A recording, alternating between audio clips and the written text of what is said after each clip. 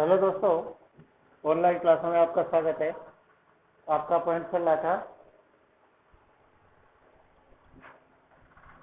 Subject अंग्रेजी में।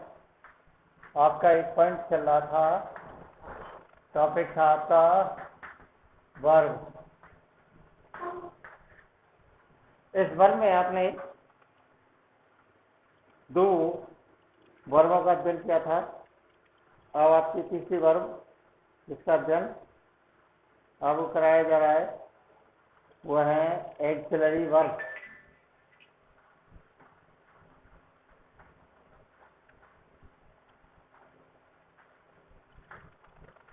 सहायक क्रिया।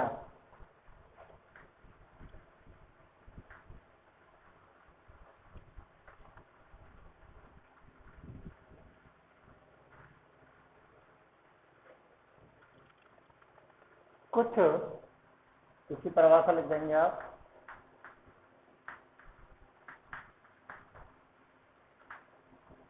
कुछ मेन वर्ब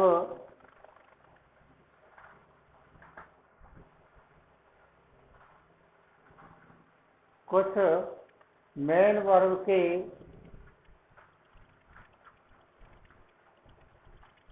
टेंसेस बनाने में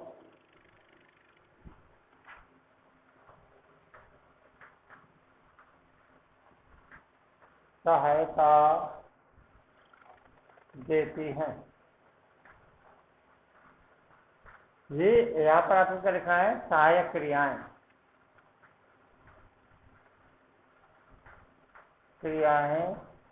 कुछ मेन वर्ब के टेंसों को बनाने में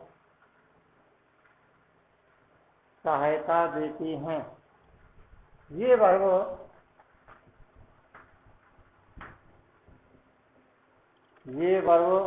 सहायक क्रिया कहलाती हैं।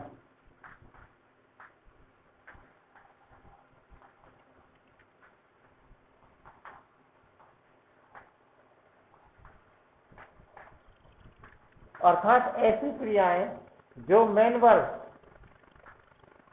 मुख्य क्रिया के टेंस बनाने में सहायता देती हैं, सहायक क्रियाएं कहलाती हैं।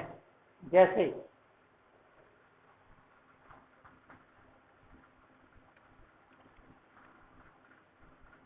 she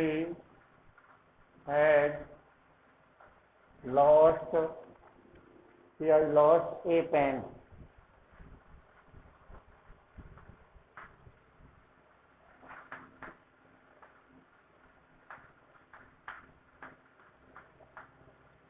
He is writing a letter.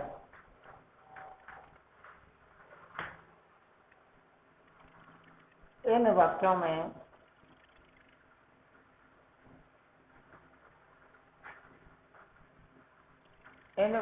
में हैज व इज सहायक क्रियाएं हैं।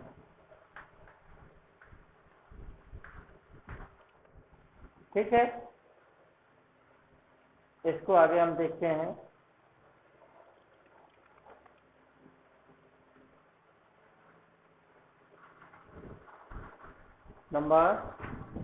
इसी को आगे बढ़ाते हैं।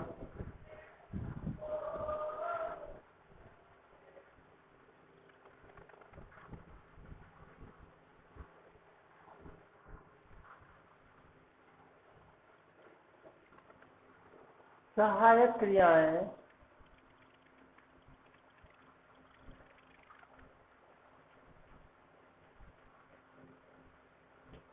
दो प्रकार की होती हैं।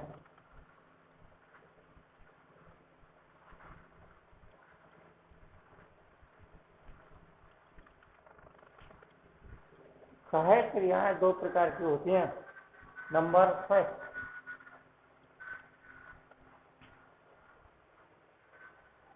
Primary axillary.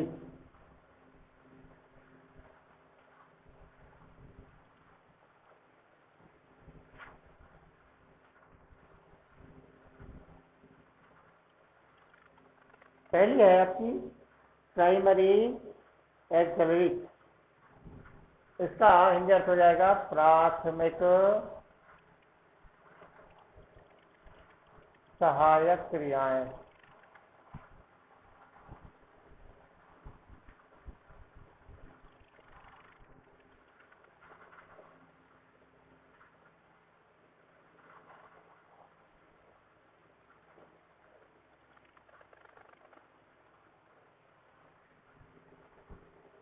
अब इन्हें समझेंगे आप। इसमें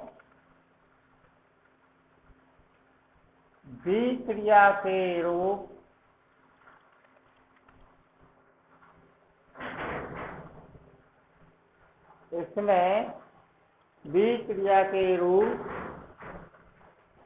HRM वाजवर्क विक्रिया के रूप है ये HRM वाजवर्क। यदि वर्तमान काल है तो HRM, और यदि भूतकाल है तो वाजवर्क का प्रयोग विक्रिया के रूप में किया जाता है। हैव के रूप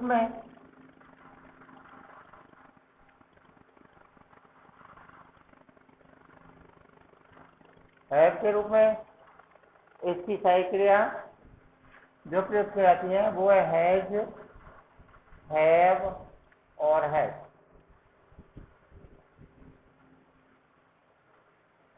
और इसमें और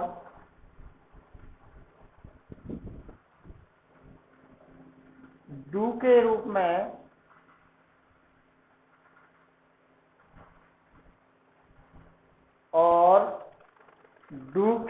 में डू, डज, डिड सहायक क्रियाएं आती हैं।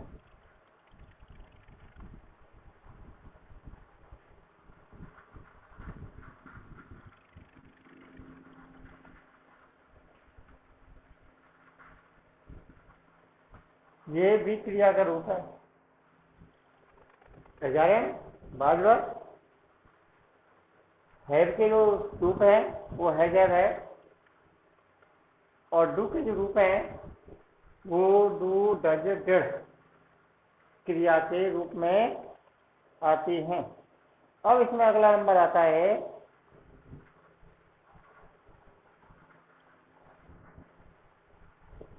सेकंड नंबर,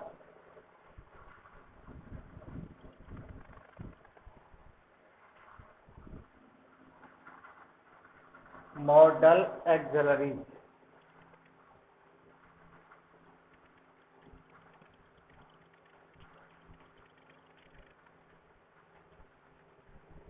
मॉडल एक्सिलरी विधि सूचक सहायक क्रियाएं।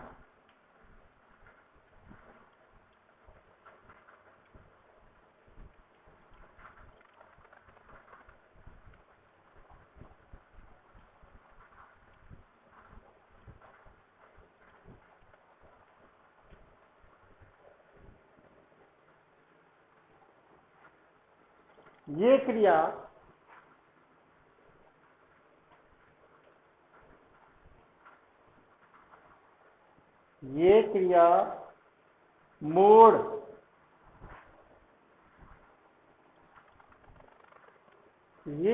मोड काम करने का ढंग,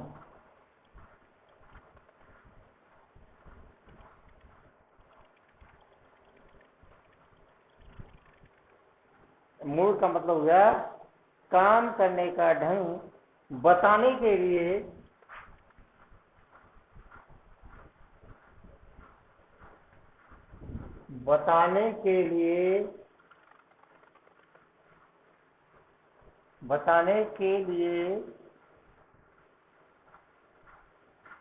फुल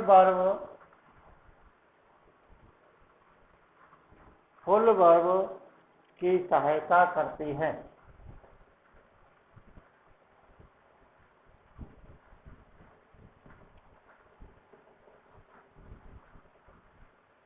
व्यक्ति के कार्य करने का ढंग मूड पर आधारित ऐसी क्रियाएं विधि सूचक क्रियाएं अर्थात मॉडल एक्टिविटीज कहलाती हैं। इसके अंतर्गत shall, will, can, could, would, should, may,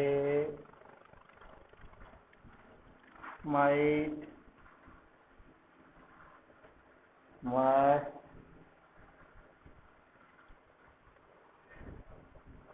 ought to, need to आदि क्रियाएं आती हैं।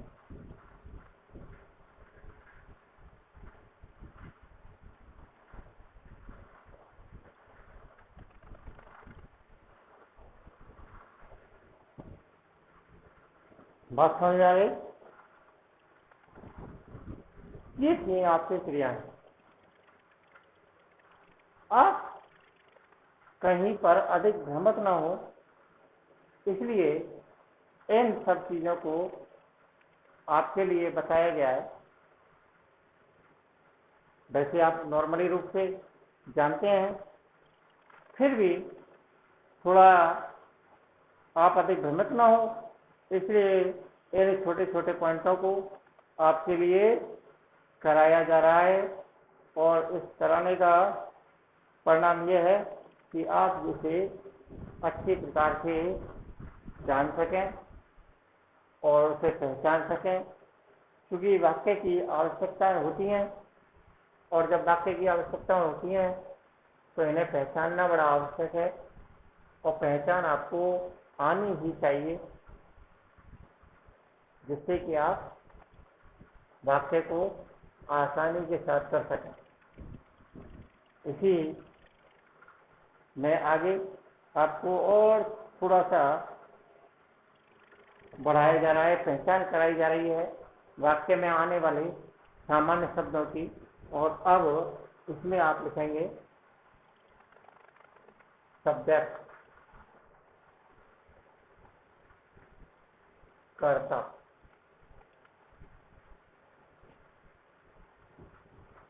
अब कर्ता कौन सा होगा ये आपको लिखना है। वाक्य में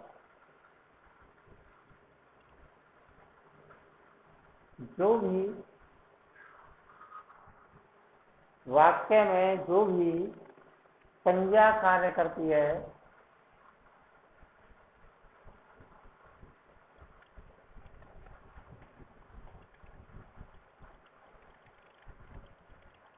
वह कर्ता कहलाती है।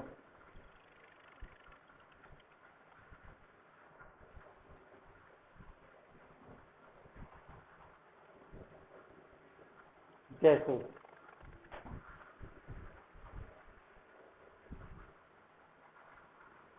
राम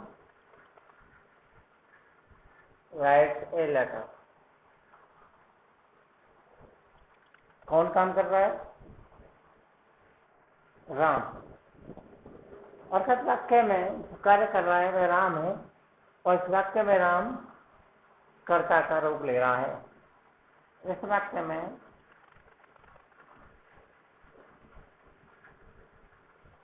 राम कर्ता का रूप है।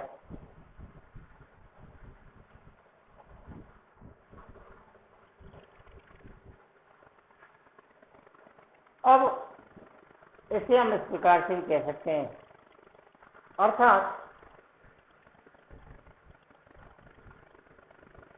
वाक्य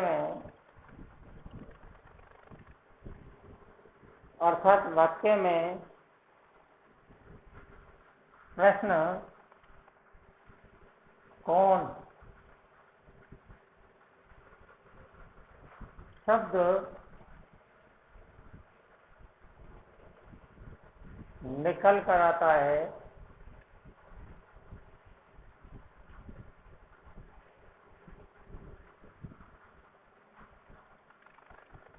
और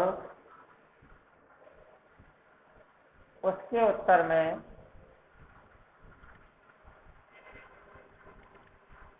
जो संज्ञा आती है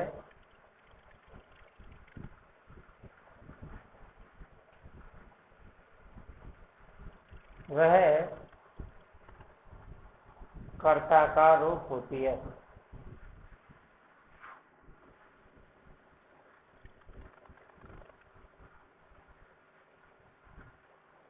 अब यदि हम इस वाक्य को लिखकर देखें, पत्र कौन लिखता है, ये लेटर राइट, पत्र कौन लिखता है, पत्र कौन लिखता है, राम लिखता है। इसलिए वाक्य में यदि कौन का अर्थ निकल कर आता है तो वाक्य में वही वाक्य का कर्ता कहलाता है, अर्थात वाक्य में राम जो है वह एक कर्ता का रूप है। आगे ये कर्ता की बात थी, आगे पॉइंट लेते हैं। आपको छोटे छोटे पॉइंटों को पहचानना भी आवश्यक है, इसलिए इन पॉइंटों की ओर आपका ध्यान प्रेषित किया जा रहा है। दूसरा नंबर आते हैं आप नाउन।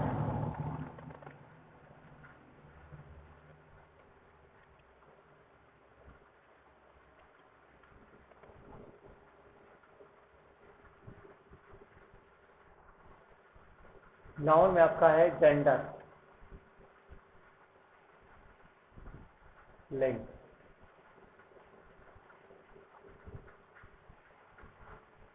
ये था आपका नाउन में आपका जेंडर, लिंग, ये समझिए। अंग्रेजी में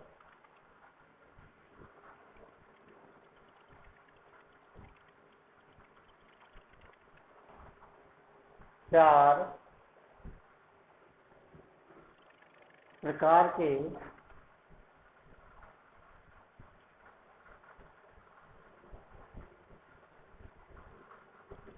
लिंग होते हैं।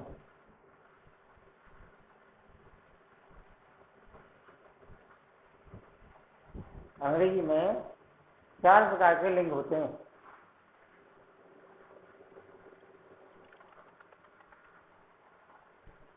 अंग्रेजी में कितने प्रकार के? 4 प्रकार के लिंग होते हैं। पहला नंबर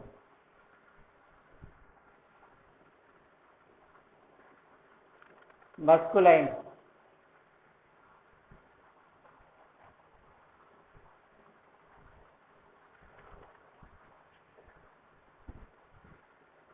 मस्कुलाइन जेंडर,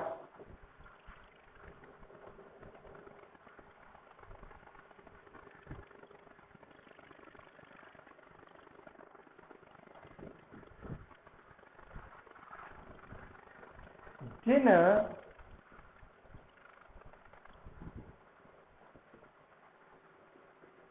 नाउन में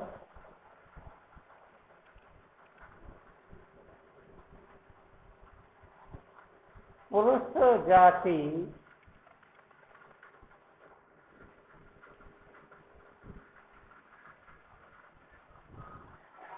जाति का बोध होता है,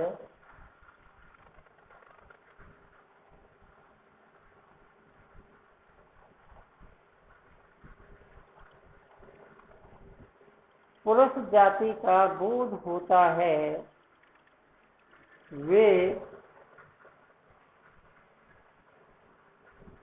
पुल्लिंग कहलाते हैं।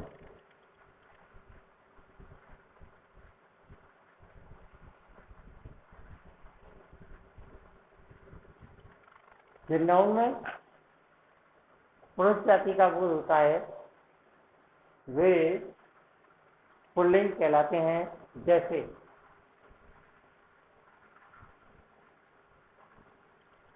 मैन,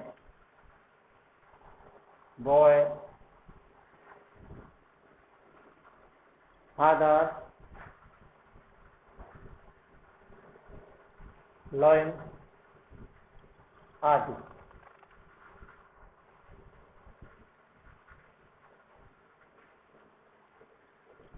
सेकंड नंबर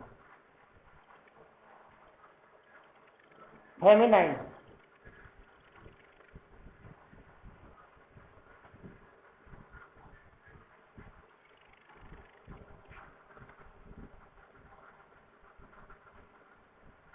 जिन नाउन में स्त्री जाति का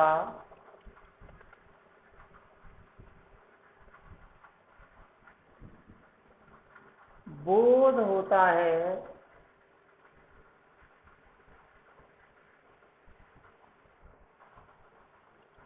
वे स्त्रीलिंग कहलाते हैं।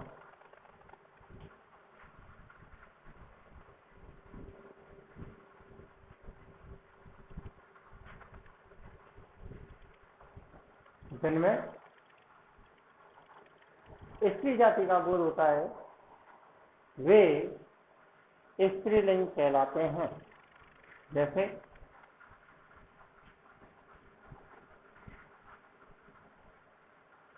मैन का वुमेन, बॉय का गर्ल, फादर का मदर, लाइन का लाइनेस आदि। दो प्रकार के आपके सामने जेंडर, दो प्रकार के जेंडर। अब नंबर 3,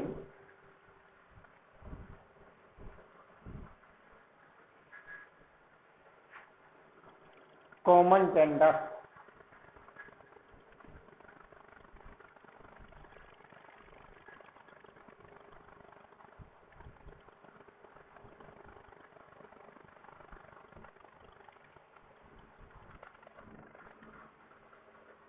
जिन नाउन में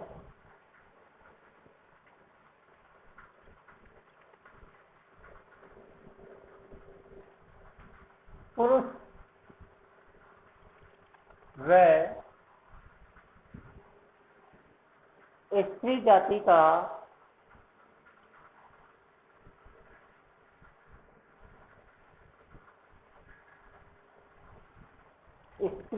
का बोध होता है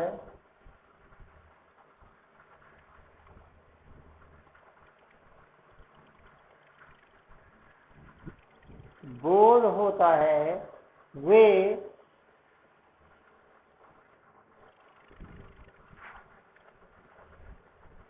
संज्ञा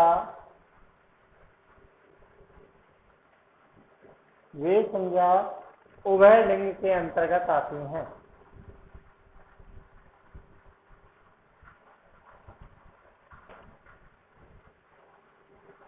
के अंतर्गत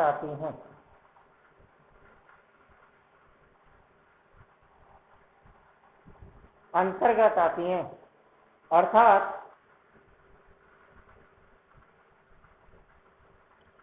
इनमें पहचान असंभव होती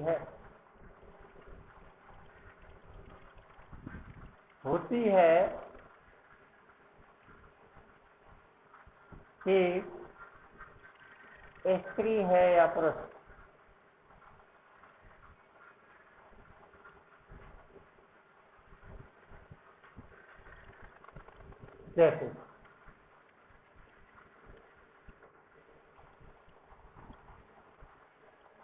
जैसे टीचर, चाइल्ड, स्टूडेंट,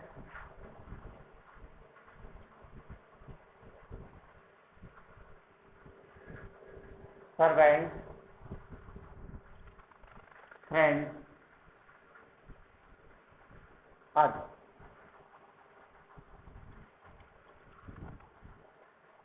नंबर 4,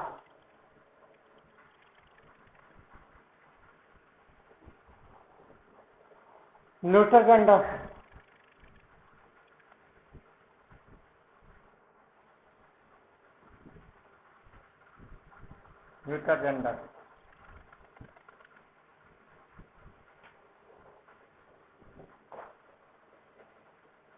जिन नाउन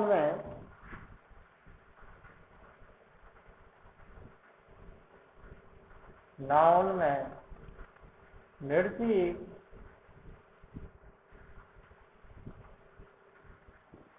जिन नाउन में निर्जीव वस्तुओं का बोध होता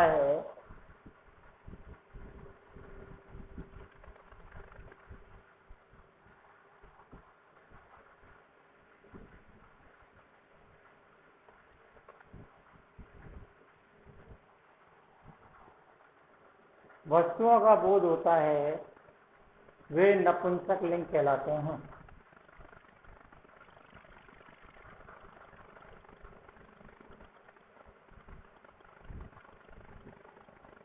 वे नपुंसक लिंग कहलाते हैं।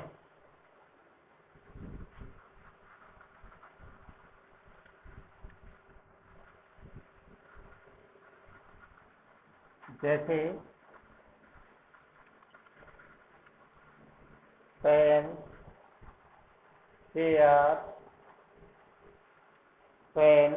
चेयर, बुक, टेबल आदि।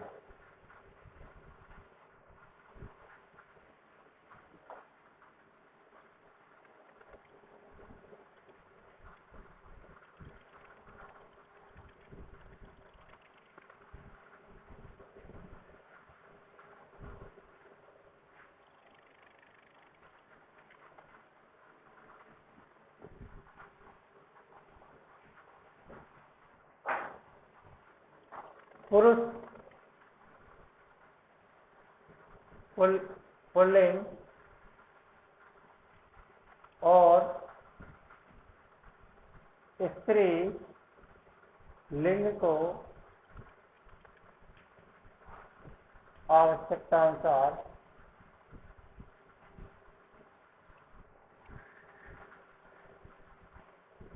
बदल सकते हैं।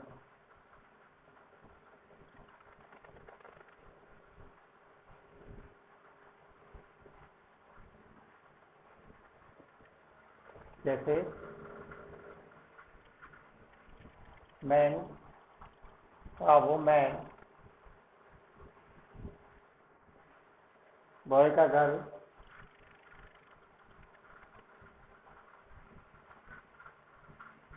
कॉक का एन,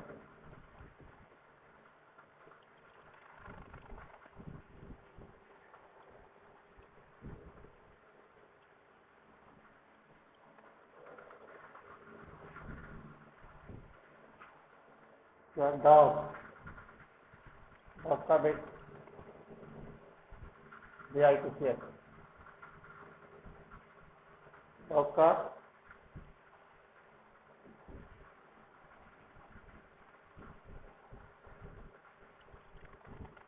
कोई भी ले सकते हैं आप, फादर का मदर।